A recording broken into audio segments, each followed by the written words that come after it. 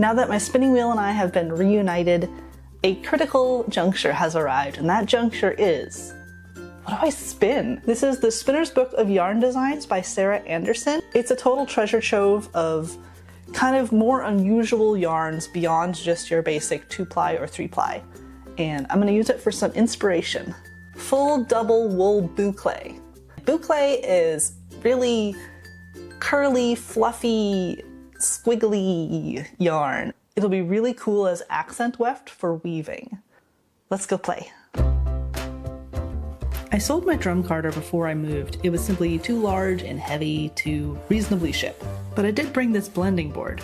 It isn't designed to card wool as much as incorporate elements of already prepared fiber together. So it wouldn't be good for, say, processing a raw fleece, but it is good for taking commercially prepared fiber and making fun color combinations with them. As it happens, that's exactly my plan.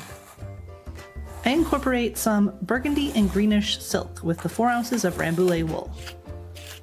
I'm not measuring exactly, so I don't know how much of the silk I incorporated, but eyeballing it is probably about 95% wool and 5% silk. I'm just adding as much as feels right.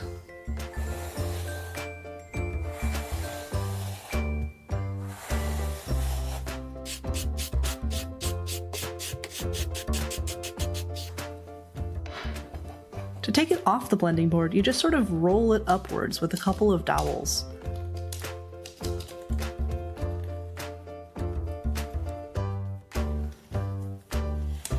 And then Bob's your uncle, you have a little miniature bat.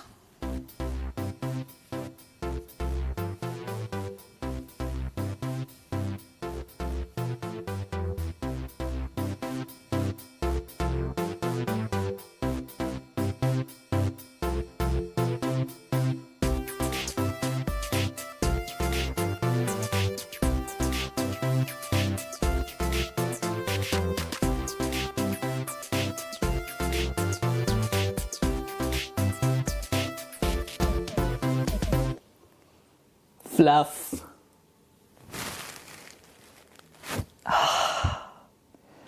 It still smells like sheep. I was kind of worried. It's been a little while since I've worked with commercially prepared roving, and I had gotten a little spoiled working with fleece that I washed, and I was worried it wouldn't smell like sheep, but it still smells like sheep, which is very good news for me. It was 4 ounces of Rambouillet plus an unspecified amount of silk. Not a lot, but I didn't measure it. I just sort of put it in. Hopefully it'll be kind of an organic feeling, the difference, and not just oops, Embry doesn't measure things feeling, which is very possible. So the yarn that I want to make is the double wool boucle, and it's a type of core spun yarn. And the core that I'll be using is actually thread. I thought about it pretty hard, way more hard than it deserved. I actually got a very light pink thread instead of white. I want it to actually be a fun part of the yarn and not just a super secret substrate. I don't think it will be disruptive. I don't know if it will even be visible. I also don't know if I got enough. This is 200 meters, so it is possible that I will run out. Enough talking, let's get spinning.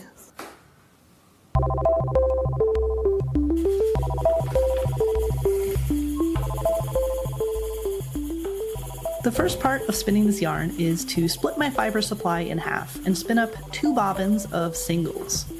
Singles, if you aren't a spinner, just refers to the fact that it's a single ply yarn.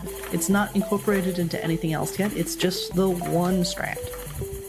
It can be the final result if you are spinning specifically and intentionally singles, but mine will be part of something bigger.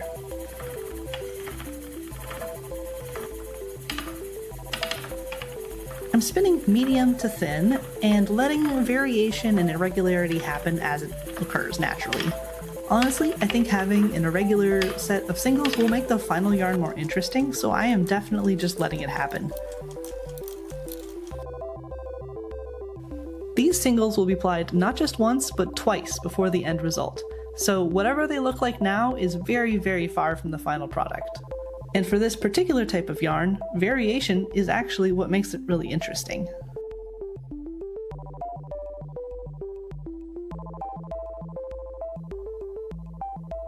Speaking of variation, I'm really enjoying the color combination of the silk and the wool together.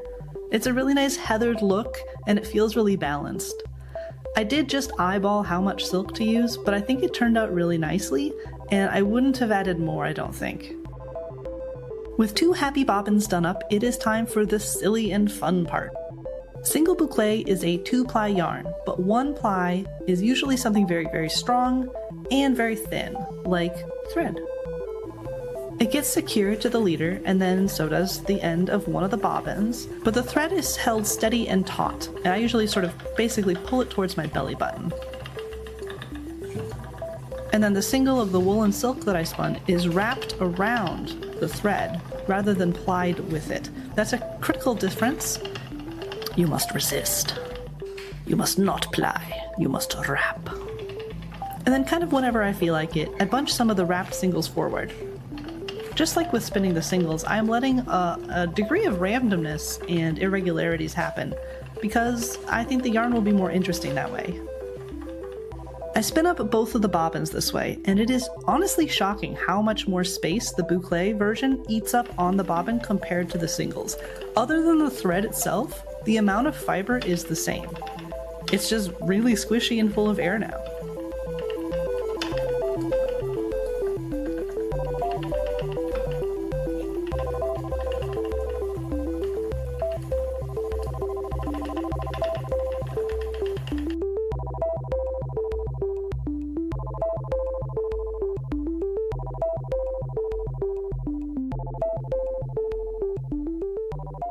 I switch out the flyer on my spinning wheel for the jumbo flyer and bobbin. Before I had this spinning wheel, this type of yarn was outside of my ability, but with this massive flyer and wide aperture of orifice, big squishy art yarns like this are within my power, and I am slightly going mad with power. I wish I had a tensioned Lazy Kate to hold my bobbins as I fly, but popping them in these little baskets to keep them from rolling around on the floor mostly works. I spun the singles Z twist, which is clockwise, and then the single boucle S twist, which is counterclockwise. So the double boucle, where I apply the 2 boucle yarns together, I once again spin Z twist, clockwise.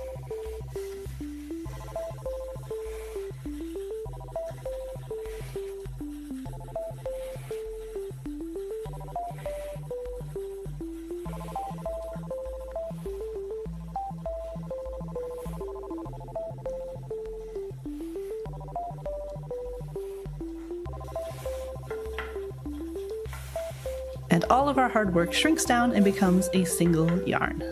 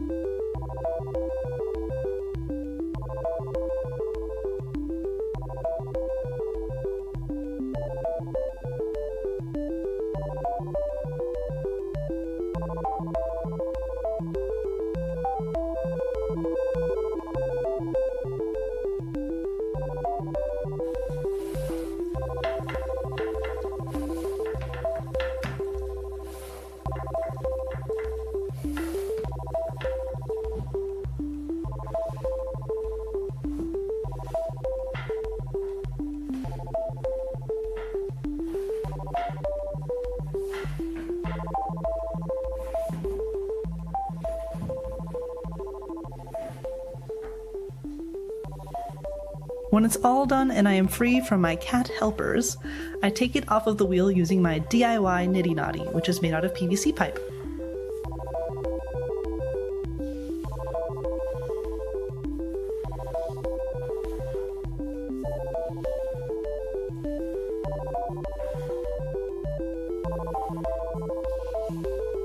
And this is the result.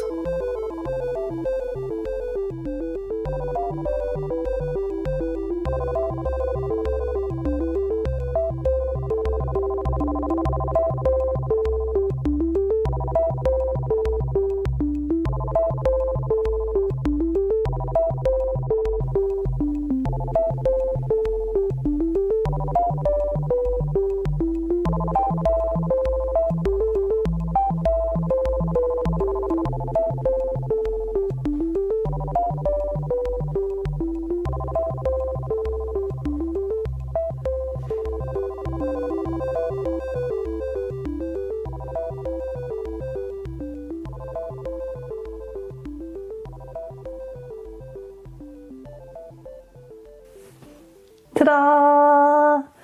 This is the final result. It is so springy and like textured and weird.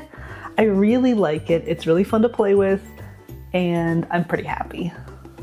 I do wish I'd added just a little bit more twist into when I was doing the singles boucle before I did the doubled wool boucle, because I didn't get quite as much twist into the final result as I wanted.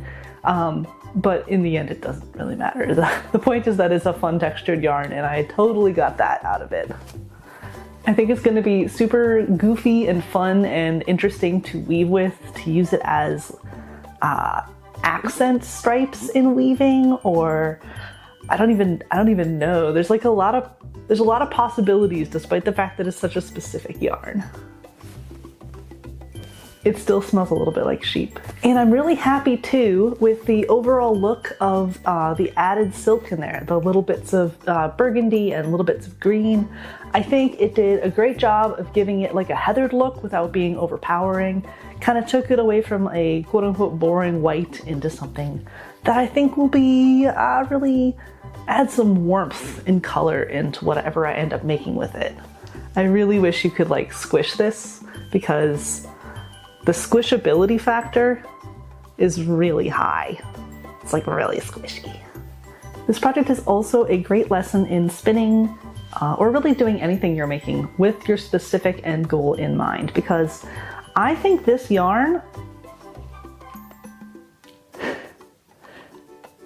I think this would kind of suck to knit with or to crochet with. I don't think it's really good yarn for that, but I think it's going to be fantastic for adding texture and excitement to a weaving project. And that's what I'm actually making it for. I don't actually knit or crochet. So this is a great example in the yarn or the craft or the art you make might be wrong for someone else, but it might be completely right for your own projects. All right, that's it for this video. That's all I've got for you. I'm looking forward to weaving with this, but I don't have a loom yet, so someday. I'm gonna go squish this a lot. I hope you have a great rest of your day. Until next time, be queer and make stuff. Okay, bye.